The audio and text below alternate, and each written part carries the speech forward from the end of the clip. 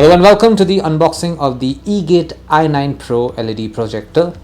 This is the box that it comes in. There is unfortunately not much information on it. I'm going to open this box and show the projector to you.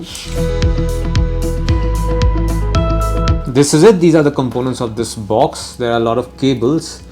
This is your standard audio and video input output cables. There you can see there's a very standard cable bundle that comes with the projector. There is another one where there are 3 output and 1 3.5 input right over here. And this is the power cable for this projector. This is the one that you use to connect the projector to a power supply.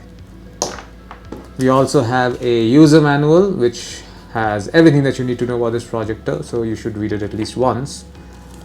And we also have a remote control for when you want to actually use the projector.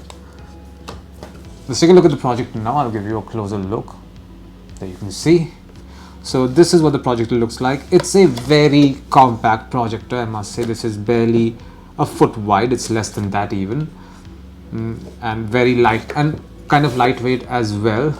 So these are the primary buttons. There is a power button, a return button, a directional button, and a mode button as well. What else do we have? A couple of ports here. We have 2 USB-A ports, an HDMI port, and a VGA port, an AV port, and your 3.5mm jack as well. This is of course the projector lens. There you can see this is the projector lens.